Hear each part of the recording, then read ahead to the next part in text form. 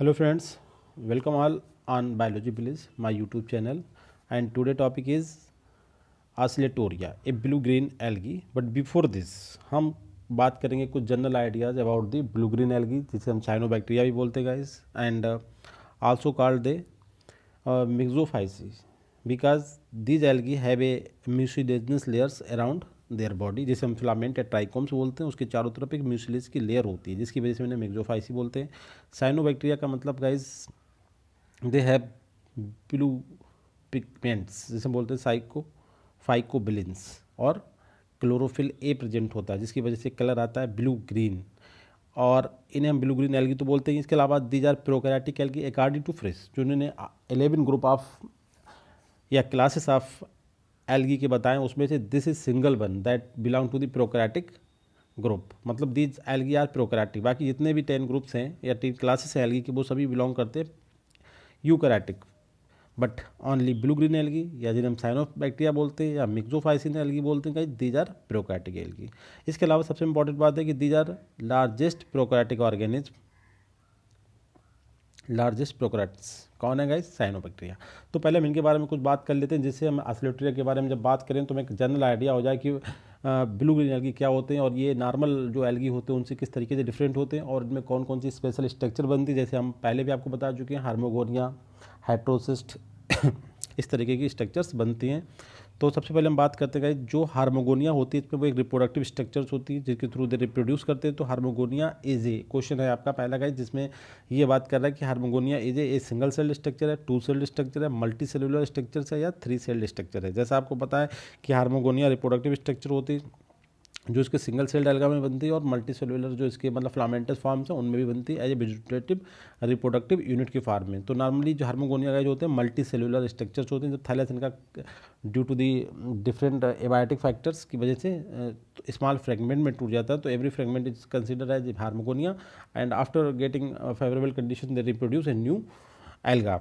तो हार्मोगोनिया का is normal in condition multi cellular structures होती है। करेक्ट आंसर आपका सी। दूसरे क्वेश्चन में बात करते हैं akinetes formed in respective of position of heterocyst. देखिए दूसरी स्ट्रक्चर होती है हेट्रोसिस्ट, और एक तीसरी स्ट्रक्चर में प्रेजेंट होती है एकाइनिट, और एक हम आपको बता चुके जैसे कि हार्मोगोनिया होती है। तो एकाइनिट्स और हेट्रोसिस्ट दोनों ही इसके थैलस में बनती हैं। अब इनके थैलस में बनने का जो प्रोसेस है कि इनकी जो पोजीशन है एक दूसरे के रिलेटिव हम बात करें तो कैसे करके होती है कि akinete formed in respective position of heterocyst. अगर हेट्रोसिस्ट की पोजीशन में हम एकाइनिट का फॉर्मेशन देखें तो क्या स्थिति होती है देखते हैं। पहला ऑप्शन है कि either side of the heterocyst, heterocyst के किसी भी साइड में, मतलब आगे बन सकती हैं पीछे भी बन सकती हैं, या इन बिटवीन द हेट्रोसिस्ट, एक हेट्रोसिस्ट फिर एकाइनिट एंड देन हेट्रोसिस्ट, ये कंडीशन भी हो सकती है। या कह सकता है कि in equal number of heterocyst in trichome. Trichome का मतलब या जो इसका फिलामेंट होता है उसे हम ट्राइकोम से बोलते हैं, जिसका मेन थैलस होता है ब्लू ग्रीन एल्गी का गाइस, उसे हम ट्राइकोम से फिलामेंट बोलते हैं। तो उसके उसमें जितनी हेट्रोसिस्ट होंगी उतनी ही आपकी एकाइनिट होंगी, ऐसा होता है। और डी ऑप्शन में कह रहा है बोथ ए एंड बी, मतलब कि हेट्रोसिस्ट की आइदर साइड में हो सकती हैं और बिटवीन दी हेट्रोसिस्ट एकाइनिट बन सकती है। तो करेक्ट आंसर है आपका डी। इसका मतलब होता है कि हेट्रोसिस्ट लाइक दैट कि फिलामेंट ये है, तो हेट्रोसिस्ट ये बनती है, एक सेल हेट्रोसिस्ट ये। तो ये आपकी एकाइनिट जो है इसके आगे भी बन सकती है और इसके पीछे बन सकती है। पहला स्टेटमेंट ये बात भी ठीक है, और दूसरे स्टेटमेंट में कह रहा है कि इन बिटवीन 2 हेट्रोसिस्ट, इसका मतलब है ये हेट्रोसिस्ट है तो ये एकाइनिट बन गई, इसके बाद दूसरी आपकी हेट्रोसिस्ट बन गई। तो हेट्रोसिस्ट गाइस एक डिफरेंट तरीके के सेल्स होती हैं, but they also help in the reproduction और फोटोसिंथेटिक एंड नाइट्रोजन फिक्सेशन में हेल्प करती हैं।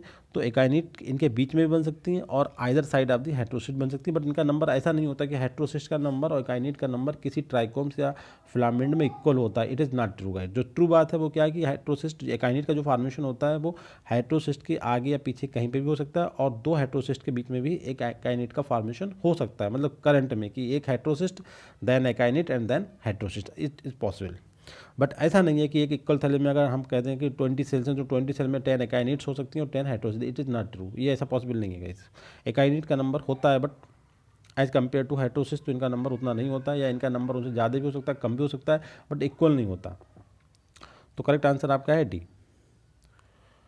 विच cells of the trichome of nostoc is are resistant to cold और ड्राफ्ट। देखिए जो आपकी ट्राइकोम्स मतलब थैलस जिसे हम बोलते हैं, जो इसका बॉडी होता है, दैट मीन्स जिस तरीके से जो थैलस होता है इसका, ये इसमें हेट्रोसिस्ट नॉस्टॉक इस तरीके से सेल्स होती हैं तीनों टाइप की। तो ये रेजिस्टेंट होता है कोल्ड के लिए या ड्रॉट के लिए। तो कौन सी सेल ऐसी होती हैं जो कोल्ड और ड्राउट, मतलब चाहे सर्दी हो या बहुत ज़्यादा सनलाइट हो या वाटर स्कैर्सिटी हो, उसके लिए वो रेजिस्टेंट होती हैं कि उनके ऊपर उनकी फिजियोलॉजी या उनकी मार्फोलॉजी पे कोई भी असर नहीं होता। तो वो सेल कौन सी है गाइस? हेटेरोसिस, हार्मोगोनिया, एकाइनी, तीनों रिप्रोडक्टिव बॉडीज होती हैं।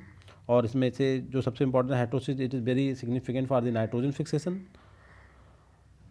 तो गाइस थर्ड आंसर है इसका एकाइनीट। एकाइनीट पे मतलब जो एकाइनीट सेल्स होती है ट्राइकोम्स में, वो कोल्ड एंड ड्राउट रेजिस्टेंट होती है। Specifically cold and drought resistant कौन होती है? एकाइनीट्स होती हैं। जबकि हेटेरोसिस्ट एंड हार्मोगोनिया कोल्ड और ड्राउट की वजह से डैमेज हो सकती है, बट एकाइनीट पे इसका कोई भी असर नहीं पड़ेगा। क्योंकि एकाइनीट गैस क्या होती हैं कि स्पेसिफिकली ये जो बनती हैं एक अनफेवरेबल कंडीशन में, और ये बहुत सारा अपने अंदर फूड मटेरियल स्टोर करने के बाद अपनी सेल बाल जो इनकी होती है उसकी तरफ मल्टीपल लेयर्स, मतलब बहुत सारी कवरिंग कर लेती हैं, इसलिए they are free from effect of cold and drought. तो guys as compare to hormogonia and heterocyst की अगर कंपेयर में बात करें तो akinetes are resistant cells in the thallus of the nostoc that are very much strong and very much resistant to the cold and drought stress.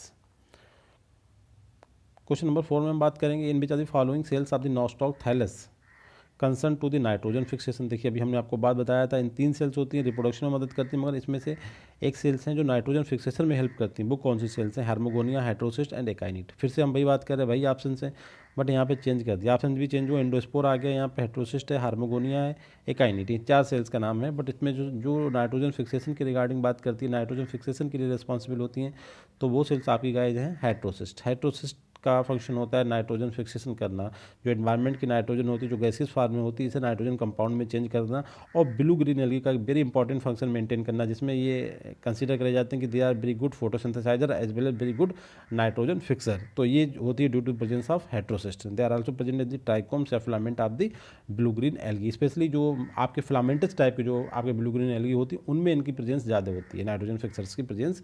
जो frequently जो nitrogen fixer blue green algae पाए जाते हैं तो they have filamentous थैलेसी, हम ऐसे कह सकते हैं इसे। तो करेक्ट आंसर आपका भी। क्वेश्चन नंबर 5 में हम बात करेंगे in which are the following photo system is absent in the nitrogen fixing blue green algae. जैसे हम नॉस्टॉक की बात करें तो एक ये या कोई दूसरा भी हो सकता है गाइस जो नाइट्रोजन फिक्स करता हो, तो कौन सा फोटो सिस्टम उसमें एब्सेंट होता है? फोटो सिस्टम से पहले हम ये जानें कि फोटो सिस्टम 2 होते हैं। फोटोसिंथेसिस की एक प्रोसेस होने में 2 फोटो सिस्टम काम करते हैं, जिसमें से जो फोटो सिस्टम सेकेंड है guys, it is responsible for the production of oxygen.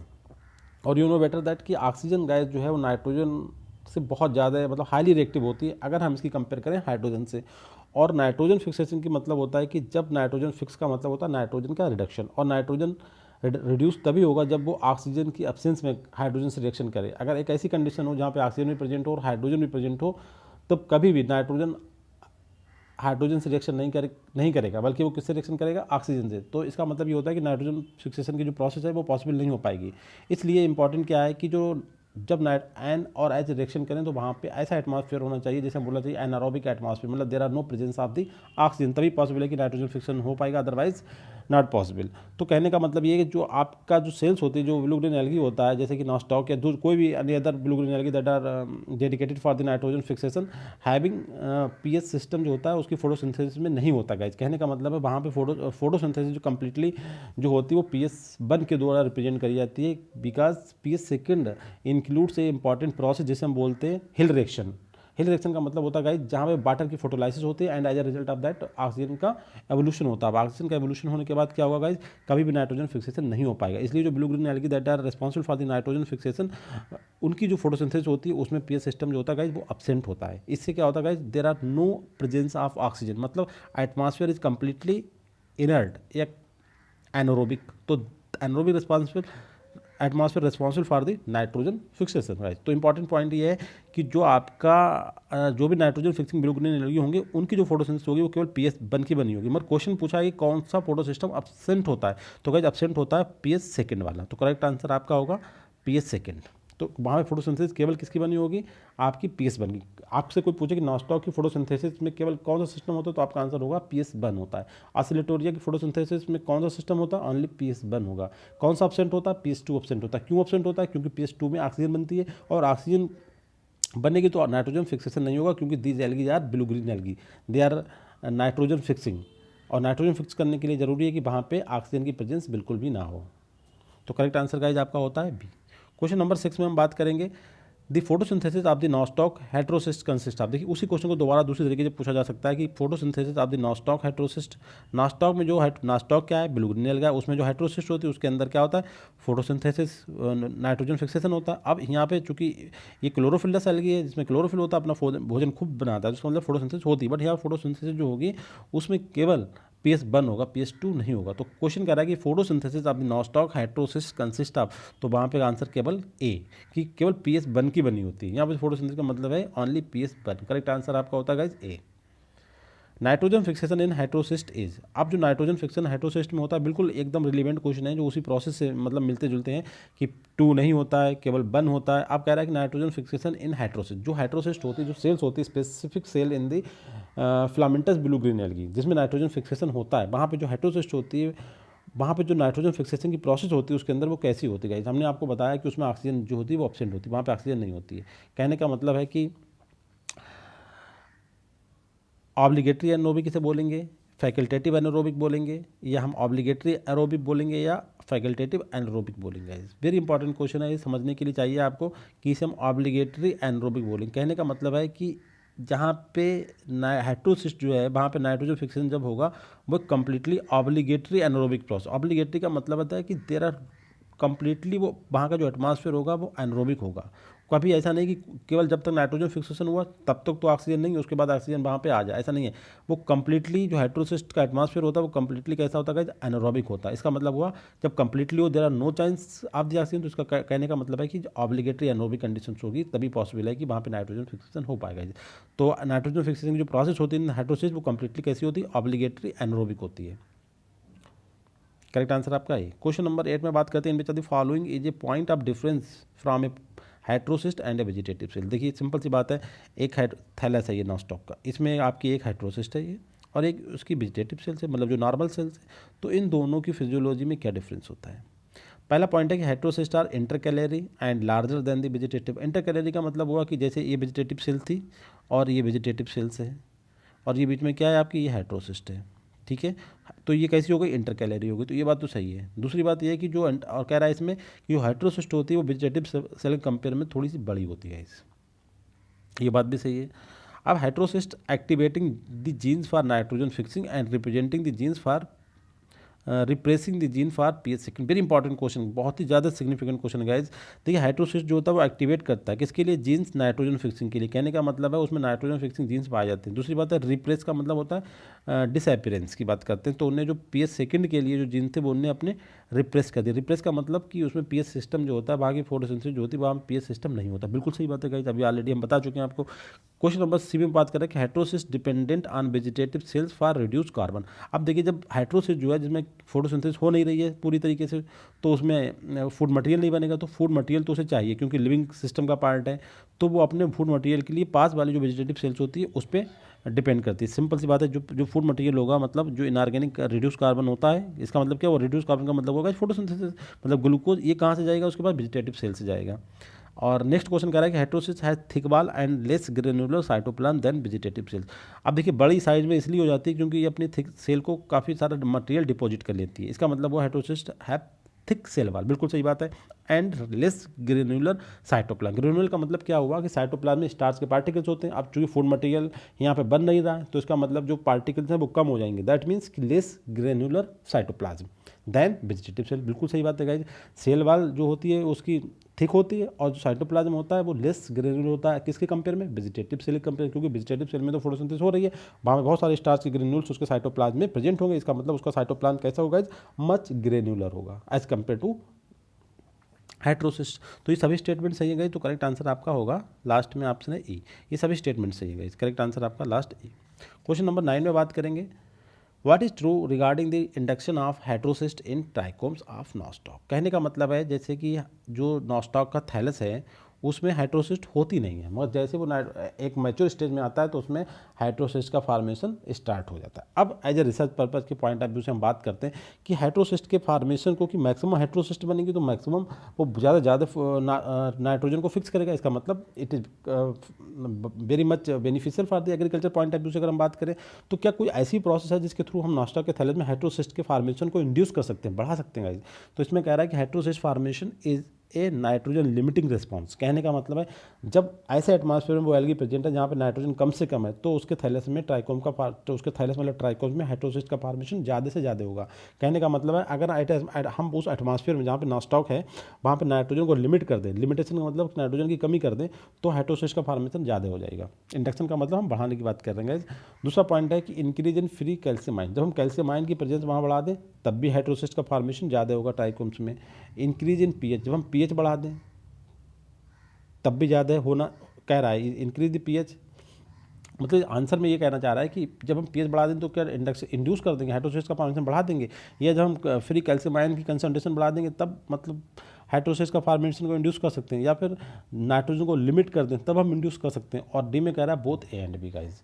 तो करेक्ट आंसर जो है आपका डी है। मतलब इंक्रीज पीएच को बढ़ाने से हेटेरोसिस्ट का नंबर नॉनस्टॉक के थैलेस से ट्राइकोम में नहीं बढ़ेगा, जबकि हम नाइट्रोजन को लिमिट कर दें उस पार्टिकुलर एरिया में जहाँ पे हमें, जैसे कोई हमारा फील्ड है जिसमें हम, आपने देखा होगा कि blue green algae paddy field में बहुत ज़्यादा इंपॉर्टेंट रखते हैं अपना नाइट्रोजन फिक्स करने के लिए, तो हम उसमें किसी तरीके का फर्टिलाइजर ना ऐड करें लाइक यूरिया वगैरह। इसका मतलब क्या है कि वहाँ पर नाइट्रोजन कैसा हो जाएगा, लिमिटिंग फैक्टर हो जाएगा। As a result of that वहाँ पर जो नॉनस्टॉक हमारे फील्ड में प्रेजेंट है वो ज़्यादा से ज़्यादा हेटेरोसिस्ट का फॉर्मेशन करेंगे। ये बात बिल्कुल सही है। दूसरा पॉइंट ये है कि अगर हम कैल्शियम जैसा आयंस है, इनऑर्गेनिक न्यूट्रिएंट्स है, अगर हम वो अपने फील्ड में ऐड कर दें तब हम देखते हैं कि जो उसका ट्राइकोम्स है नॉनस्टॉक का उसमें हेटेरोसिस्ट का फॉर्मेशन ज़्यादा से ज़्यादा होगा।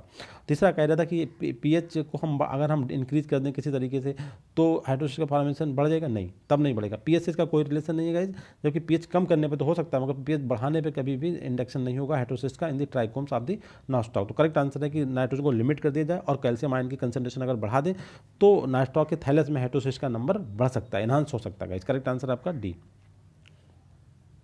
क्वेश्चन नंबर 10 में हम बात करते हैं in which of the following is true about the heterocyst found in the trichomes of the Nostoc. Nostoc के थैले में जो हेटेरोसिस्ट पाई जाती है उनके बारे में कुछ स्टेटमेंट्स हैं, हमें वो देखना है। पहला है कि they are larger in size, बिल्कुल हम बता चुके हैं कि लार्जर साइज होती है क्योंकि अपने सेल वाल पर काफ़ी थिकनेस करती हैं, तो इससे साइज इनका वेजिटेटिव सेल के कंपेयर में थोड़ा सा बड़ा हो जाता है, बिल्कुल सही बात है।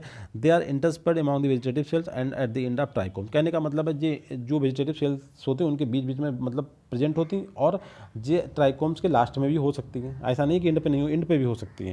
सी ऑप्शन है कि they lack ability to produce O2 and having reduce permeability of O2 release by to N2 by surrounding barrier. Surround बहुत ही अच्छा पॉइंट है guys. They lack to produce, एक तो इनके अंदर पीएच सेकंड होता नहीं है फोटोसिंथेसिस में, तो ये अपना जो O2 प्रोड्यूस करने की जो इनके अंदर एबिलिटी होती है वो नहीं होती, बिल्कुल बात है। They lack ability to produce O2, बिल्कुल सही बात है। And having reduce permeability of O2 release, अब बाहर से अगर कहीं एटमॉस्फेयर की O2 इनके अंदर मतलब आ जाए इनके सेल वाल को पेनिट्रेट करके तो नाइट्रोजन से रिएक्ट कर ले सराउंडिंग, तो ये भी पॉसिबिलिटी नहीं है इनके पास। मतलब रिड्यूस परमिबिलिटी, मतलब परमिबिलिटी तो है मगर बहुत कम है।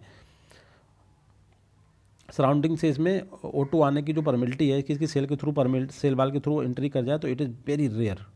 और डी ऑप्शन है ऑल ऑफ दिस। तो करेक्ट आंसर आपका है आपका डी। ये सभी बातें सही हैं कि इनके अंदर सेल साइज बड़ा होता है वेजिटेटिव सेल के बीच में और ट्राइकोम के लास्ट में भी पाई जा सकती हैं। O2 प्रोड्यूस करने की इनके अंदर जो एबिलिटी होती है वो नहीं होती, और इनका जो थैलस होता है मतलब जो सेल वाल होती है वो है वेरी लेस, मतलब least permeability to the atmospheric O2। जो हमारे एटमॉस्फेयर में 21% O2 प्रेजेंट है कि वो कहीं एंट्री कर जाए उनके थैलस के थ्रू सेल वाल के थ्रू, तो इसकी पॉसिबिलिटी है मगर बहुत ही रेयर, मतलब बहुत ही लीस्ट लेवल की पॉसिबिलिटी है। करेक्ट आंसर आपका डी। क्वेश्चन नंबर हम 11 में बात करते हैं in which are the following aspect is common between the blue green algae and eubacteria. अब देखिए ब्लू ग्रीन एल्गी जिसे हम बोलते हैं साइनोबैक्टीरिया, तो ये बैक्टीरिया भी लगते हैं मगर ये ब्लू ग्रीन एल्गी है गाइस। अब एक सिंपल सी बात है कि ना कभी टर्म दिया गया था साइनोबैक्टीरिया, तो क्यों दिया गया? इसका मतलब है कुछ सिमिलरिटी इनकी यू बैक्टीरिया जो हमारे बैक्टीरिया होते हैं उनके साथ है। वो क्या चीज़ है गाइस, उस पर बात करेंगे। सबसे पहली बात है कि इनकी जो मार्फोलॉजिकल करेक्टर्स होते हैं वो बैक्टीरिया की तरह लगते हैं। दूसरी बात ये इनकी जो हैबिटेट होते हैं इकोलॉजिकल निश जहाँ पे ये पाए जाने की जो इनकी प्रोबेबिलिटी होती है, जिन स्थानों पे पाए जाते हैं वहाँ पे नॉर्मल बैक्टीरिया पाए जाते हैं, मतलब इनका हैबिटेट सिमिलर होता है, मतलब रहने की जगह इनकी बैक्टीरिया की तरह होती है। और इनकी मार्फोलॉजिकल जो करेक्टर्स होते हैं ऊपर करेक्टर इनकी सेल वाल की जो संरचना होती है वो सब बैक्टीरिया की तरह होते हैं, इसलिए इन्हें हम साइनोबैक्टीरिया भी कहते थे पहले, बट अब ये ब्लू ग्रीन एल्गी में इंक्लूड करेंगे। रिप्रोडक्शन में सिमिलरिटी होती है, रिप्रोडक्शन में सिमिलरिटी नहीं होती गाइस।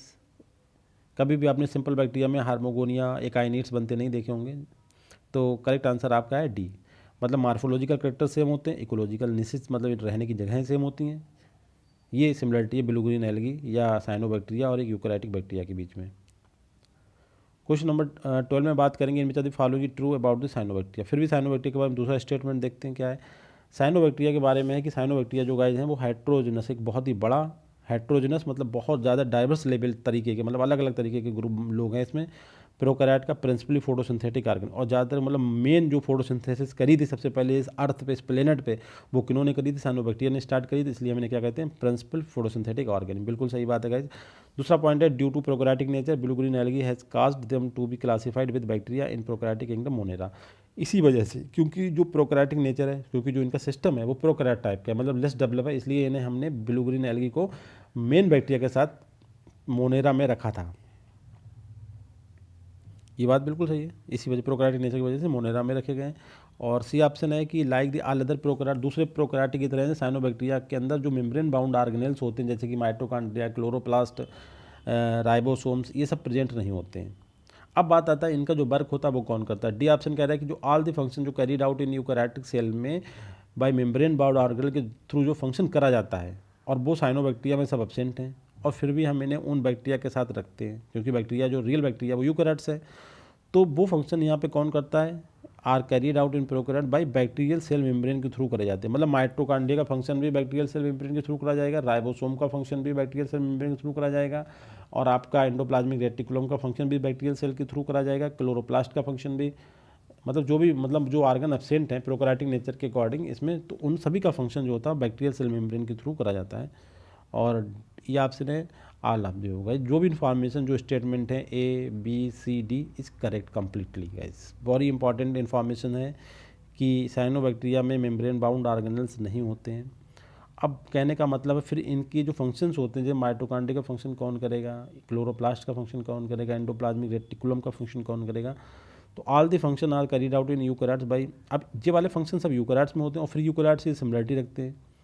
तो इनकी जगहों पे जो फंक्शन करते हैं वो करते हैं गाइस प्रोकैरियोट में। मतलब ये जो ऑर्गन्स हैं मेम्ब्रेन बाउंड, ये सब तो यूकैरियोट में पाए जाते हैं, तो यूकैरियोट में बहुत सारे काम करते हैं। मगर प्रोकैरियोट में जो कि साइनोबैक्टीरिया जिससे हम बात कर रहे हैं उसमें ये ऑर्गन नहीं होते हैं। तो साइनोबैक्टीरिया में ये काम कौन करता है, बैक्टीरियल सेल मेम्ब्रेन करती है, माइटोकॉन्ड्रिया का काम, क्लोरोप्लास्ट का काम, एंडोप्लाज्मिक रेटिकुलम का काम। बिल्कुल सही बात। अगर आपसे कहे कि साइनोबैक्टीरिया में जो माइटोकॉन्ड्रिया होती है उसके एनालॉगस ऑर्गन कौन है, तो आपका बैक्टीरियल सेल मेम्ब्रेन उसके एनालॉगस। एनालॉगस का मतलब हुआ कि फंक्शन में सिमिलरिटी। करेक्ट आंसर आपका ये होता है। वेरी इंपॉर्टेंट क्वेश्चन है ये, बहुत ही ज़्यादा इन्फॉर्मेशन बता रहे हैं आपको साइनोबैक्टीरिया के बारे में, एक बहुत ही इनरिच मतलब इन्फॉर्मेशन हो जाएगी आपकी। सही से देखें क्वेश्चन को। क्वेश्चन नंबर 13 में बात करते हैं, in which are the following is true about the cyanobacteria. Cyanobacteria के बारे में देखें, फिर क्वेश्चन ही साइनोबैक्टीरिया के बारे में पूरा नोट्स है कि साइनोबैक्टीरिया के बारे में बहुत सारे क्वेश्चन एग्जाम में आते रहते हैं, और वेरी रिच मतलब ग्रुप है, बहुत सारे मेंबर्स हैं, उनमें सभी मेंबर जो जैसे भी हम बात कर सकते हैं कि चाहे वो नॉस्टॉक हो या आपका आसिलेटोरिया हो या कोई भी ब्लू ग्रीन एल्गी हो, सबके बारे में जो क्वेश्चन है ये काम करेंगे। तो ट्रू क्या है कि सब साइनोबैक्टीरिया स्पेशली प्लैंक्टोनिक फॉर्म्स होते हैं। प्लैंक्टोनिक का मतलब होता है छोटे छोटे प्लांट के फॉर्म में पाए जाते हैं, और सरफेस पाए जाते हैं, है गैस बेसिकल्स। गैस बेसिकल, इनके अंदर गैस बेसिकल्स पाई जाती है, और इसी वजह से ये जो होते हैं मतलब ये पानी में पाए जाते हैं, तो ये ऊपर तैरते रहते हैं। इनके लिए जो कंट्रीब्यूट करती हैं बॉयंसी, मतलब ये कैसे करके कहें कि पानी की सरफेस पे ऊपर उतराते रहते हैं, तो ये due to the presence of gas vesicle that are reported in the cyanobacteria. कौन साइनोबैक्टीरिया, केवल वो साइनोबैक्टीरिया जो प्लैंक्टोनिक्स होते हैं। प्लैंक्टोनिक्स का मतलब है वेरी स्मॉल प्लांट के फॉर्म में प्रेजेंट होते हैं, और जो surface of the water bodies, मतलब ये केवल कुछ ही साइनोबैक्टीरिया हैं। तो कहने का मतलब इनके अंदर वो क्वालिटी कैसे है, जैसे कि हम बताते हैं कि सबमर्ज प्लांट, एक हाइड्रोफिटिक प्लांट जो होते हैं, एक फ्री फ्लोटिंग प्लांट्स होते हैं, उनकी तरह ही एक्टिंग करते हैं। तो उनके अंदर तो डिफरेंट टाइप की स्ट्रक्चर्स पाई जाती हैं, तो वो वाटर की सरफेस पर तैरते रहते हैं, स्विमिंग करते रहते हैं या फ्लटिंग करते रहते हैं। तो ये साइनोबैक्टीरिया भी कुछ प्लैंक्टोनिक फॉर्म में पाए जाते हैं। तो इनके अंदर ऐसा क्या आता है कि ये उस काम को करते हैं। तो ड्यू टू देखा गया कि जो साइनोबैक्टीरिया प्लैंक्टोनिक्स होते हैं उनके अंदर कोई स्मॉल गैस बेसिकल्स पाई जाती हैं, जिसकी वजह से इन्हें ये बॉयंसी की क्वालिटी मिलती है। इसके बाद कह रहा है ब्लू ग्रीन एल्गा में भी यूनिसेलुलर भी हो सकते हैं, फिलामेंटस भी हो सकते हैं। इस फिलामेंटस का मतलब मल्टी सेलुलर और यूनिसेलुलर। तो यूनिसेलुलर इसका मतलब ब्लू ग्रीन एल्गी जो होते हैं वो एक सेल वाले भी होते हैं और मल्टी सेलुलर भी होते हैं, मतलब मल्टीपल्स उनके अंदर सेल्स होती हैं, मतलब फिलामेंटस भी होते हैं। और सी ऑप्शन है कि many have sheath to bind other cells or filament into colonies. मतलब जो इनका आपका सेल्स होता है उसके चारों तरफ एक सीथ प्रेजेंट होती है, और ये इनके जो फिलामेंट्स होते हैं वो बहुत सारे दूसरे फिलामेंट से मिलके एक कॉलोनी का फॉर्मेशन कर लेते हैं। जैसे हम बात करते हैं आपका जो आज कल हम आपको पढ़ाएंगे, आज पढ़ाएंगे अभी इसके बाद आसिलेटोरिया एक सिंगल हम उसकी स्ट्रैंड आपको दिखाएंगे, मगर आसिलेटोरिया मोस्टली क्या होता है बहुत सारे मेंबर के साथ एक पूरा नेटवर्क, एक मैट, एक इंटरवोवन स्ट्रक्चर का फॉर्मेशन करता है। तो ये कैसे करते हैं, इनके बहुत सारे फिलामेंट मिलकर कॉलोनी का फॉर्मेशन करते हैं। ये बात भी बिल्कुल सही है गाइस। और डी ऑप्शन है ऑल ऑफ दी। तो ये कहीं ना कहीं सभी सम साइनोबैक्टीरिया आपके प्लैंक्टोनिक्स हैं, ऑल नहीं। और जो प्लैंक्टोनिक्स हैं उनमें गैस वेसिकल से पाई जाती है। कहने का मतलब है प्लैंक्टोनिक साइनोबैक्टीरियल फार्म में गैस वेसिकल्स पाई जाती हैं, जिसकी वजह से वो फ्लोट करते रहते हैं, बायंसी उनके अंदर प्रेजेंट होती है। और ये यूनिसेलुलर फिलामेंटस टाइप के होते हैं और उनके चारों तरफ एक सीट पाई जाती है। जिस सीट तो इंपॉर्टेंट है जिससे की वजह से हमने मिक्सोफाइसिन बोलते हैं। और D option all of the. Question number 14 में हम बात करते हैं in which are the following true about the cyanobacteria. फिर से देखते हैं साइनोबैक्टीरिया के बारे में। वेरी इंपॉर्टेंट चीज़ें हैं गाइस, ये बहुत ही ज़्यादा आपके लिए इंपॉर्टेंट है। Cyanobacteria contain only one form of chlorophyll, जिसे हम बोलते हैं क्लोरोफिल। क्लोरोफिल कोई टाइप का प्रेजेंट नहीं होता, केवल क्लोरोफिल है। जबकि हम बात करते हैं क्लोरोफिल ए होता है, क्लोरोफिल बी होता है, क्लोरोफिल सी होता है, क्लोरोफिल डी होता है, कहीं कहीं ई का भी डिफरेंस है। बट साइनोबैक्टीरिया में क्लोरोफिल का केवल एक फॉर्म प्रेजेंट है, जिसे हम बोलते हैं क्लोरोफिल ए। इसी वजह से ये एल्गी हैं। क्योंकि आपने देखा है जो फ्रिज का क्लासिफिकेशन है उसमें जो 4 फैक्टर को इंपॉर्टेंट माना, उसमें सबसे पहले पॉइंट आता है पिगमेंट सिस्टम में सिमिलरिटी। अब इनमें पिगमेंट प्रेजेंट होता है क्लोरोफिल ए। और भी फैक्टर है मगर सबसे इंपॉर्टेंट है क्लोरोफिल ए। सभी टाइप के जो भी एल्गीज है उनमें क्लोरोफिल ए जरूर प्रेजेंट होगा। दूसरा पॉइंट इसी में ऐड करा कि in addition they contain various carotenoid. इसके अलावा इसमें कैरोटीनॉइड से प्रेजेंट, कैरोटीनॉइड कैसे होते हैं पीले कलर के जो पिगमेंट्स होते हैं। इसके अलावा फाइकोबिलिन्स भी होते हैं जिन्हें हम जो कैसे होते हैं ब्लू कलर के होते हैं। और इसके अलावा इनमें कुछ स्पीसीज में इनकी फाइकोरिस्ट्रिन प्रेजेंट होते हैं जो किस तरीके के होते हैं, रेड होते हैं। मतलब ग्रीन, येलो, ब्लू और रेड पिगमेंट होते हैं सबसे ज़्यादा, तो उसमें क्लोरोफिल ए होता है। तो ये बात बिल्कुल सही है। इसी वजह से हम इन्हें ब्लू ग्रीन एल्गी भी बोलते हैं कि देखिए ग्रीन तो इससे हो गया क्लोरोफिल ए और ब्लू आ गया फाइकोबिलिन से। तो फाइकोबिलिन और ये दोनों मिलकर क्या बन गए, ब्लू ग्रीन। दूसरा पॉइंट है the combination of phycobilin and chlorophyll. देखिए वही कॉम्बिनेशन आया, फाइकोबिलिन क्लोरोफिल जो हमने बताया, प्रोड्यूस एक करेक्टरिस्टिक, मतलब जो इनका स्पेशल फीचर्स है, जो स्पेशल फीचर दूसरे का नहीं पाया जाता, क्या, ब्लू ग्रीन कलर। इसकी वजह से इन्हें क्या करते हैं, इनका नाम मिला इन्हें ब्लू ग्रीन एल्गी। तीसरा पॉइंट है many species are actually green, brown, yellow, black, red. दूसरी जो है उनमें जैसे आपने देखा होगा कि कैरोटीन पे तो आपके येलो कलर कहलाएंगे, आपके फाइकोरिस्ट्रिन प्रेजेंट है तो रेड कलर कहलाएंगे। इसी तरीके से दूसरी स्पीसीज आपकी ग्रीन, ब्राउन, ग्रीन तो आपको बता ही दिया, ग्रीन तो मेन है, ब्राउन, येलो और ब्लैक भी हो सकती हैं। और डी ऑप्शन है ऑल ऑफ दी। तो बिल्कुल गाइस ये बात बिल्कुल सही है, सभी स्टेटमेंट ठीक है। फिर क्वेश्चन भाई ये सेम। अब ये क्वेश्चन इनके हैबिटेट के बारे में, रहते कहाँ पे हैं देखिए। What is true about the habitat of cyanobacteria. Cyanobacteria के रहने के बारे में एक बात कर रहा है कि टाइडल पूल्स, कोरल रीफ आपने सुना होगा। कोरल रीफ क्या होता है, आपके निडेरियंस होते हैं इनके अंदर, और टाइडल स्प्रे जोन्स, ये जो एरियाज हैं इनमें साइनोबैक्टीरिया रहता है। इसके अलावा ओशियन प्लैंक्टन, मतलब समुद्र में रहते हैं प्लैंक्टन, मतलब उसकी सरफेस में छोटे छोटे प्लांट्स की फॉर्म में, ओशियनिक प्लांट की फॉर्म में प्रेजेंट होते हैं। इसके अलावा मॉइस्ट सरफेस ऑफ रॉक्स की सरफेस पे, ट्रीज़ की सरफेस, जैसे भी क्वेश्चन इसमें आएगा गाइस कि एक इंपॉर्टेंट इसका जो हमारा एसिलेटोरिया जिसका हम स्टडी कर रहे हैं आज, वो प्रेजेंट होता है। जो हमारा एक टिम्बर होता है जिसे हम बोलते हैं सागौन, टिक्टोना ग्रैंडिस, उसके ऊपर एपिफाइट की फॉर्म प्रेजेंट होता है। तो इसी तरीके से हम बात करेंगे कि सब मॉइस्ट सरफेस पे प्रेजेंट होते हैं रॉक्स की, प्लांट की जो ट्रीज होते हैं बड़े बड़े, they appear as it cushion और लेयर, और वहाँ पे बिल्कुल एक कुशन, गद्दा या फिर लेयर बना देते हैं। तो गाइज ये ऑप्शन बी डी सही है। ये आपको ध्यान रखना है इनकी position, tidal pools, coral reef, tidal spray zones, oceanic plankton मतलब ओशियन पाए जाएंगे, और moist surface of the rocks, trees. Question number 16 में बात करते हैं what is true about the reproduction of blue green algae. यहाँ पे ब्लू ग्रीन एल्गी के रिप्रोडक्शन के बारे में बात करते हैं, देखते हैं। वेरी इंपॉर्टेंट क्वेश्चन है, इसे बहुत ध्यान से देखना है। ब्लू ग्रीन एल्गी में सबसे इंपॉर्टेंट पॉइंट है कि जो सेक्सुअल रिप्रोडक्शन होता है वो एब्सेंट होता है। तो बहुत बड़ी प्रॉब्लम हमारी सॉल्व होगी, वरना तो और कॉम्प्लेक्स ये ग्रुप बन जाता है, क्योंकि sexual reproduction very complex process होती है। तो इसमें कौन सा होता है, वेजिटेटिव होता है और ये सेक्सुअल रिप्रोडक्शन होता है। अब उनके बारे में, अब ये सेक्सुअल वेजिटेटिव के जो पॉइंट लिखते हैं लगभग सेम ही होते हैं। तो इसमें हम केवल रिप्रोडक्शन का यूज़ कर रहे हैं, इसका मतलब ए सेक्सुअल रिप्रोडक्शन की बात कर रहे हैं। तो कह रहा है blue green algae reproduce A sexually and sexual reproduction is absent. बिल्कुल सही बात है, ए सेक्सुअल रिप्रोडक्शन होता है, सेक्सुअल एब्सेंट होता है। दूसरा पॉइंट है in unicellular and colonial form, जो इसकी यूनिसेल्युलर और कॉलोनियल वाले जो ब्लू ग्रीन एल्गी हैं उनमें ए सेक्सुअल रिप्रोडक्शन कैसे होता है, बाइनरी फिजन या मल्टीपल फिजन के थ्रू होता है। समझ सकते हैं बात, आपने देखा होगा जो आपके प्लाज्मोडियम वगैरह होते हैं, प्रोटोजोआ, उनमें इस तरीके की एक्टिविटी पाई जाती है। वो एक्टिविटी यहाँ भी होती है, बाइनरी फिजन और मल्टीपल फिजन के थ्रू इनमें रिप्रोडक्शन होता है। कौन सा, ए सेक्सुअल रिप्रोडक्शन होता है। इसके अलावा जी इसके किस फॉर्म में था, यूनिसेलुलर और कॉलोनियल, जो मतलब एक सेल वाले और जो कॉलोनी बना के रहते हैं। जबकि इसके जो फिलामेंटस मल्टीसेलुलर फॉर्म्स हैं उनमें जो रिप्रोडक्शन होता है वो फ्रेगमेंटेशन और स्पोर फॉर्मेशन के थ्रू भी हो सकता है। कहने का मतलब है यहाँ फ्रेगमेंटेशन भी है, स्पोर फार्मेशन भी है, बाइनरी फिजन भी है और मल्टीपल फिजन भी है। ये सब मीन्स हैं इसमें, ये सेक्सुअल रिप्रोडक्शन के, जिसके थ्रू ब्लू ग्रीन एल्गी जो है रिप्रोडक्शन करता है। जो करेक्ट आंसर आपका है डी। अब इसमें से आपको ये ध्यान रखना, यूनिसेलुलर एंड कॉलोनियल में आपका ये फिजन होता है, बाइनरी भी हो सकता है, मल्टीपल भी हो सकता है, जबकि जो फिलामेंटस फॉर्म्स हैं उसमें आपका फ्रेगमेंटेशन हो सकता है और स्पोर फार्मेशन हो सकता है। स्पोर का मतलब हुआ जैसे एकाइनीट है वो स्पोर्स हैं गाइस, और आपका हार्मोगोनिया क्या है वो भी स्पोर का काम करेंगे, तो ये स्पोर बोला गया इन्हें। क्वेश्चन नंबर 17 में बात करते हैं साइनोबैक्टीरिया में भी। साइनोबैक्टीरिया में भी अभी ऑलरेडी हम बता चुके हैं, देखिए यूनिसेलुलर, फिलामेंटस, मल्टीसेलुलर और कॉलोनियल, ये तीन इस फॉर्म में हो सकते हैं, और कोई फॉर्म मतलब तीनों पॉसिबल हैं कि यूनिसेलुलर भी होते हैं, फिलामेंटस भी होते हैं और कॉलोनियल भी होते हैं गाइस। तो डी ऑप्शन हालत दिया। इनकी स्ट्रक्चर के बारे में बात कर रहे हैं हम, ये सब तरीके के होते हैं। क्वेश्चन नंबर 20 में बात करते हैं, इनमें द फॉलोइंग मेथड में be for the reproduction in cyanobacteria, मतलब साइनोबैक्टीरिया में रिप्रोडक्शन की कौन कौन सी मेथड हो सकती है। देखिए अभी ये भी क्वेश्चन डिस्कस कर चुका हूँ मैं, केवल आपको ओपन करके बता रहा हूँ। बाइनरी फिजन भी देखा था, मल्टीपल फिजन भी देखा था, फ्रेगमेंटेशन भी देखा था, स्पोर फार्मेशन। स्पोर फार्मेशन का मतलब हुआ आपका एकाइनीट क्या है, स्पोरी तो है, हार्बोगोनिया क्या है, स्पोर्स हैं, तो ये सब पॉसिबल है गाइस। ऑप्शन आपका ई करेक्ट है। क्वेश्चन नंबर 19 में हम बात करते हैं, फिर क्वेश्चन साइनोबैक्टीरिया के बारे में जनरलाइज्ड हो गया गाइस, देखते हैं फिर आपको एक इन्फॉर्मेशन मिलने जा रही है, ज़्यादा इंपॉर्टेंट इन्फॉर्मेशन है कि क्या बात सही है। पहला है कि they are obligate phototrophs, very important. Obligate phototroph को समझेंगे, क्या होता है कि most cyanobacteria do not grow in absence of light.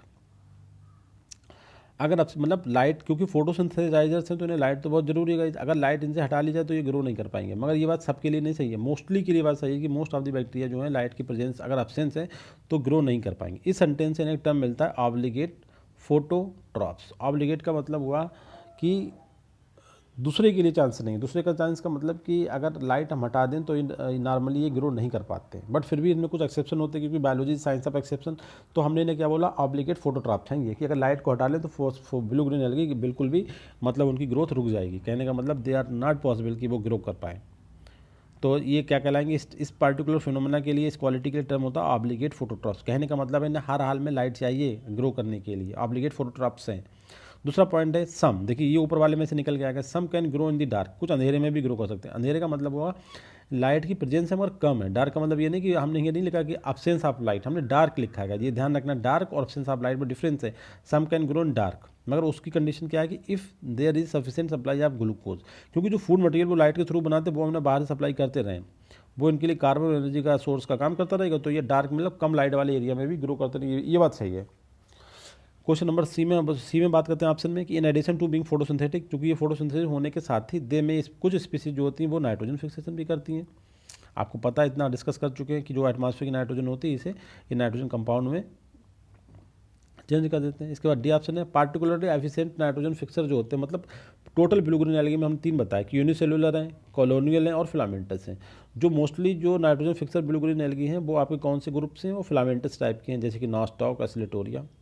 और ये क्या रखते हैं, इन्हीं में हेट्रोसिस्ट भी, इसी सब में हेट्रोसिस्ट प्रेजेंट नहीं होती हैं। हेट्रोसिस्ट इनके जो फिलामेंटस होते हैं और specially dedicated for the nitrogen fixation, उन ब्लू ग्रीन एल्गी में आपके हेट्रोसिस्ट बनती हैं, आपको ध्यान रखना होगा गाइस। और ये फिलामेंटस फॉर्म में ज़्यादा नाइट्रोजन फिक्सर्स वाले एल्गी पाए जाते हैं, और ये ऑप्शन आल ऑफ दिए वो, तो ये बिल्कुल सही स्टेटमेंट थे सभी। क्वेश्चन नंबर 20 में बात करते हैं। अब हाइड्रोसिस्ट क्या है उसके बारे में एक बार देख लेते हैं। हाइड्रोसिस्ट सब में नहीं प्रेजेंट होती है, उन फिलामेंटस ब्लू ग्रीन एल्गी में प्रेजेंट होती है जो नाइट्रोजन फिक्सेशन भी करते हैं, मतलब फोटोसिंथेसिस तो करते ही नाइट्रोजन फिक्सेशन भी करते हैं। क्योंकि आपने इससे पहले देखा होगा जो बैक्टीरिया होते हैं वो अधिकतर एनरोबिक होते हैं। एनरोबिक का मतलब हुआ उन्हें ऑक्सीजन से कोई मतलब नहीं होता, वो नाइट्रोजन फिक्सेशन ज़्यादा करते हैं, क्योंकि प्लांट के साथ एसोसिएशन बना के वो उससे फूड मटेरियल लेते हैं, उसे बोलते हैं नाइट्रोजन देते हैं। जबकि ब्लू ग्रीन एल्गी के अंदर ये भोजन नहीं लेते, उससे भोजन भी बनाने खुद कैपेबिलिटी रखते हैं और नाइट्रोजन भी फिक्स कर लेते हैं। ये इंपॉर्टेंट चीज़ इनके साथ है दूसरे बैक्टीरिया कंपेयर में, क्योंकि बैक्टीरिया आपने देखा होगा राइजोबियम लेग्यूमिनस सेरम जो कि लेग्यूम के रूट में रहता है, तो वो क्या कैसे कहते हैं, वो अपना फूड मटेरियल खुद नहीं बना पाता है, नाइट्रोजन फिक्स कर लेता है। तो बल्दे में प्लांट को क्या देता है, नाइट्रोजन देता है, उसे बल्दे फूड मटेरियल लेता है, मतलब रिड्यूस कार्बन लेता है। जबकि आप ब्लू ग्रीन एल्गी की अगर हम बात करें तो यहाँ पे जो एल्गी नाइट्रोजन फिक्स कर लेते हैं वो फोटोसिंथेसिस भी कर सकते हैं। अब हम हाइड्रोसिस के बारे में बात करते हैं क्वेश्चन नंबर 20 में। Specialise nitrogen fixing cells found in the filamentous blue green algae like Nostoc, बिल्कुल सही बात है। स्पेशलाइज नाइट्रोजन फिक्सिंग सेल जिन्हें हम हाइड्रोसिस्ट बोलते हैं वो कहाँ पाई जाती हैं, केवल फिलामेंटस ब्लू ग्रीन एल्गी में पाई जाती हैं, सिंगल सेल वाले में नहीं पाई जाती हैं, क्योंकि फिलामेंटस ब्लू ग्रीन एल्गी ही नाइट्रोजन फिक्सेशन का काम करते हैं, मतलब नाइट्रोजन फिक्सर्स का काम करते हैं। इसके अलावा दीज का मतलब होता है हेट्रोसिस्ट आर थिक वाल्ड, बिल्कुल सही बात है। नॉर्मल से वेजिटेटिव सेल कंपेयर में इनकी सेल वाल कैसी होती है, थिक होती है, थिक वाल्ड इंक्लूजन, इंक्लूजन का मतलब उनमें बहुत सारी चीज़ों को डिपोजिशन हो जाता है that are impermeable to oxygen, और उनकी वो इतनी ज़्यादा थिक हो जाती है कि उसके अंदर ऑक्सीजन बाहर जो एटमॉस्फेयर की 20% ऑक्सीजन है वो भी परमेबल होकर अंदर नहीं घुस पाती। कहने का मतलब उनकी सेल वाल इतनी थिक होती है कि that are impermeable for the oxygen entry. बिल्कुल सही बात है, इसलिए नाइट्रोजन फिक्सन हो पाता, अदरवाइज हो भी नहीं पाता। अगर बाहर की नाइट्रोजन भी अंदर, माना कि वो खुद तो नहीं बनाती, मगर बाहर की नाइट्रोजन भी अगर अंदर चली जाती तब भी नाइट्रोजन जो है ऑक्सीजन सिलेक्शन करेगा, ना कि अब वो नाइट्रोजन ऑक्सीजन जो है अब हाइड्रोजन सिलेक्शन करेगा, ना कि नाइट्रोजन सिलेक्शन करेगा। उसके बाद सी ऑप्शन में कह रहा है कि दे प्रोवाइड एनारोबिक एनवायरनमेंट, ये प्रोवाइड करती है एनारोबिक एनवायरनमेंट, मतलब ऐसा एनवायरनमेंट जिसमें ऑक्सीजन बिल्कुल ना हो। इसका मतलब क्या है कि नाइट्रोजन जो है वो हाइड्रोजन से ही रिएक्शन करेगा क्योंकि ऑक्सीजन है ही नहीं, और ये फिक्स किसके फॉर्म में हो जाएगा, NH3 NH4 और फाइनली NO3 की फॉर्म में। क्योंकि एनारोबिक एटमॉस्फेयर क्यों नेसेसरी है, फॉर दी जो नाइट्रोजन फिक्सिंग एंजाइम्स हैं जिन्हें हम नाइट्रोजनेज बोलते हैं और नाइट्रेट रिडक्टेज बोलते हैं, उनके लिए जो एनारोबिक एटमॉस्फेयर होता है वो इंपॉर्टेंट होता है कि वो अपना काम कर दे। उनका काम क्या है कि नाइट्रोजन को नाइट्रेट में कन्वर्ट कर दें या नाइट्रोजन को रिड्यूस कर देंगे, उनके लिए एनारोबिक एटमॉस्फेयर इज़ रिक्वायर्ड। तो बिल्कुल सही बात है गाइस, हाइड्रोसिस्ट की जो फीचर्स होते हैं बिल्कुल होते हैं ऐसे guys, D option is correct.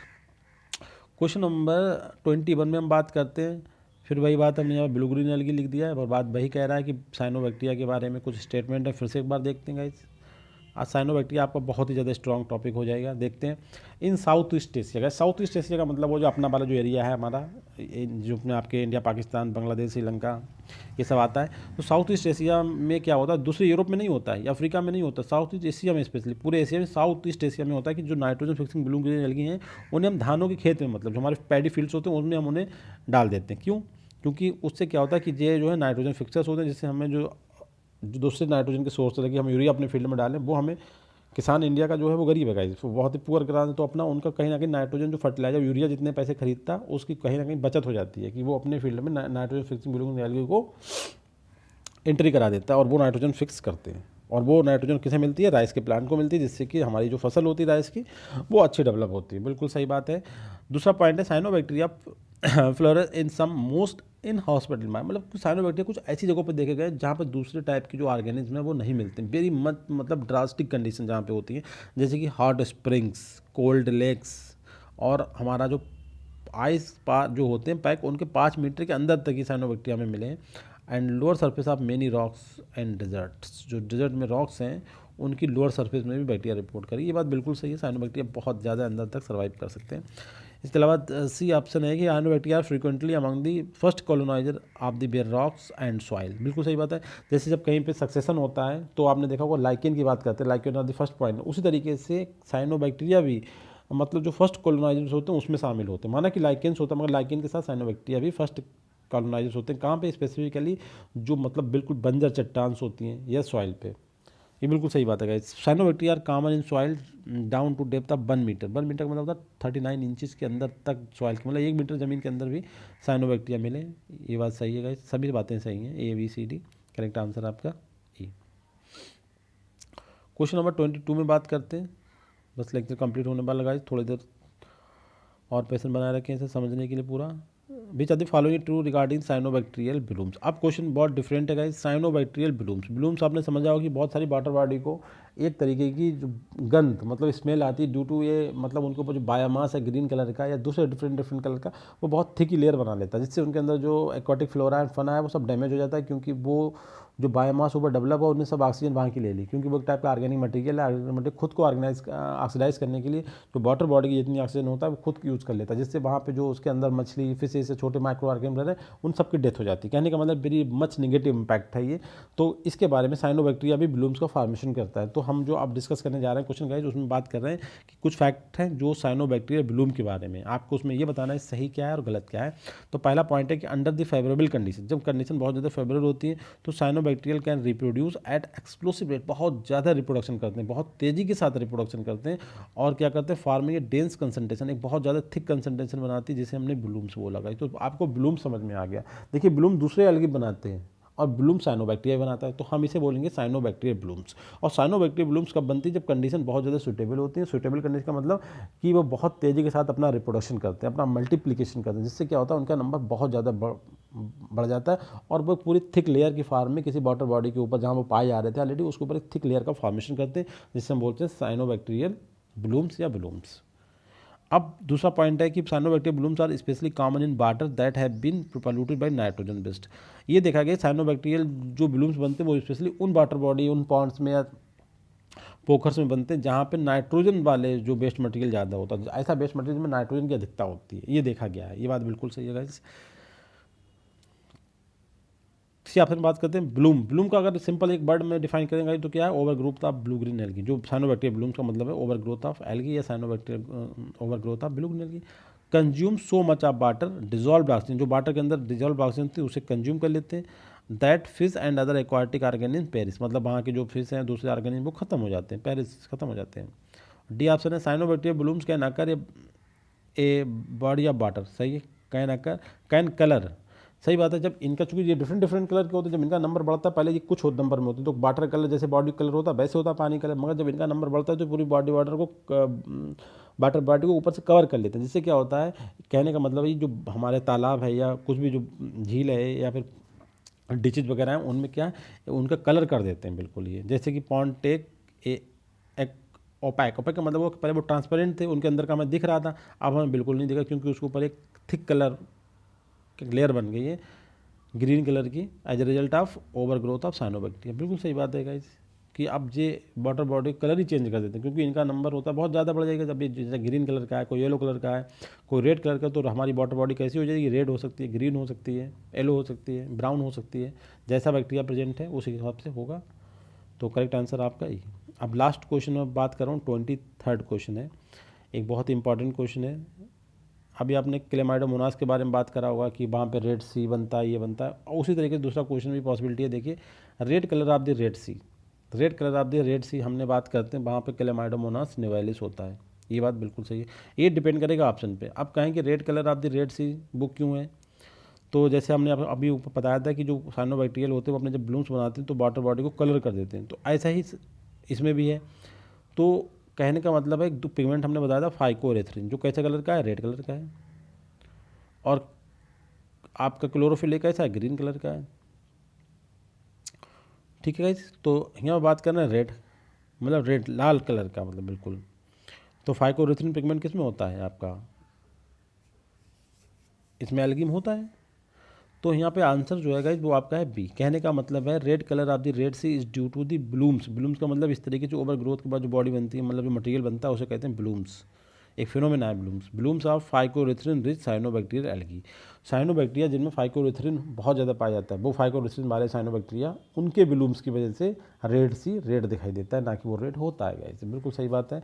दूसरे जो ऑप्शन है उसमें आप देखिए क्या बोला है, ब्लूम्स ऑफ फाइकोसाइनिन। फाइकोसाइनिन तो आपका ब्लू कलर का होता है गाइस, फाइकोरेथ्रिन रेड कलर का, हम रेड की बात कर रहे हैं।